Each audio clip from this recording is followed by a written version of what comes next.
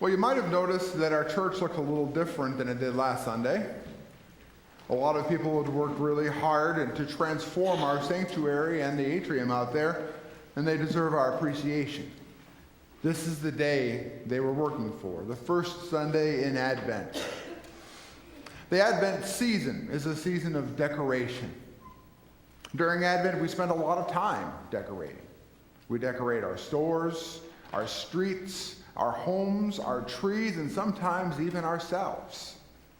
We seem to have more of an upbeat mood during Advent, a liveliness, and even a smile for strangers. But as beautiful as all the decorations are, there are two things we need to remember about them. First, decorations are temporary. Eventually, the tinsel and the lights will come down and be stored away until next year. And unfortunately, the smile, the singing, and the spring and the step are usually put away with the decorations. Second, these decorations are exterior decorations. They're outside, artificial, superficial, not necessarily things of the spirit. Now, don't get me wrong, the exterior decorations are beautiful.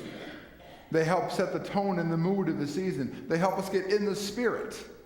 They brighten up our outsides, but they don't do that much for our insides. Red-nosed reindeer spray on snow and stockings hung by the chimney with care reveal very little about our hearts. Now, God's exteriors always reveal something. They point to an interior reality. In our gospel today, Jesus reminds us that there will be signs in the sun, the moon, and the stars, and on the earth. All of creation will tremble as God brings the promise to fulfillment. And on a more simple level, Jesus points to a fig tree. In the spring, it expresses the changes that are going on inside it. It sprouts leaves because of the growth in its roots and in its heart. Jeremiah uses that kind of imagery too. The righteous branch is the result of interior changes. The new branch will spring up from David's line. The point is this: what's on the inside? That's what the season of Advent is about. How will we decorate our inside this year? Advent is about preparation, preparing ourselves for Christ's coming. Advent literally means coming. The fulfillment of God's promises is coming.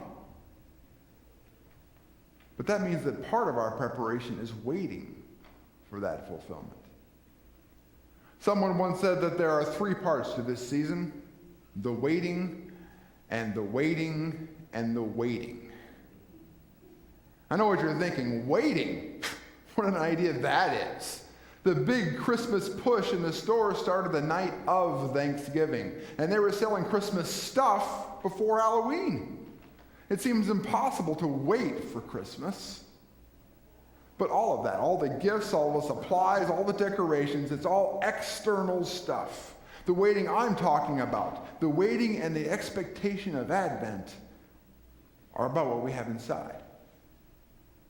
This is extremely countercultural stuff that we're talking about here.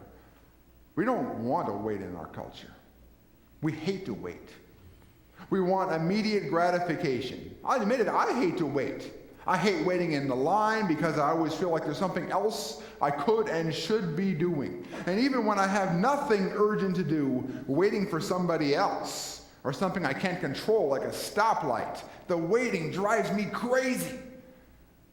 We are part of a culture that celebrates the facts that we can get and have things now. But in a time that says now, Advent says wait.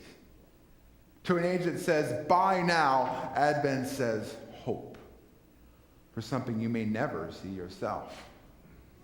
To an era that says conform, Advent says blessed is she who believed that there would be fulfillment of what was spoken to her by the Lord. We wait for the Lord because there's something inside us longing for something more than the Christmas hype, something deeper. We've heard God's promises to us. We've heard them again. We yearn to see those promises fulfilled. That's what Advent is about. It's like waiting for the birth of your child. You know the due date, and you've been told what to expect from that day, but until then, you wait. You prepare yourself. You learn all you can, you pray, and you dream. You have so much hope and expectation for that day that your heart almost spills over with joy. But until that day, you wait and you yearn. And that's what we're doing here. We're waiting for a child to be born. And not only for the child, we're waiting for the one who was and is to come, the Alpha and the Omega. Over the centuries, it's been said that Christians celebrate not one, but 3 Advents. The past coming of the Christ child born in Bethlehem, the present coming of Christ in the church and in the bread and wine, and in the future coming of Christ, and the completion of all things.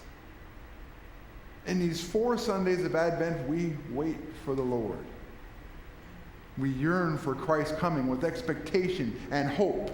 We long for the gift of the baby Jesus, the joy and the peace of his birth. We long for the gift of Christ's presence now in the healing and the community. And we long for the gift of Christ's light, filling all creation, completing it. A gift our eyes may never see. As Jeremiah wrote, this is the name by which it will be called. The Lord is our righteousness. We yearn for a new day. But until that day, we wait. Amen.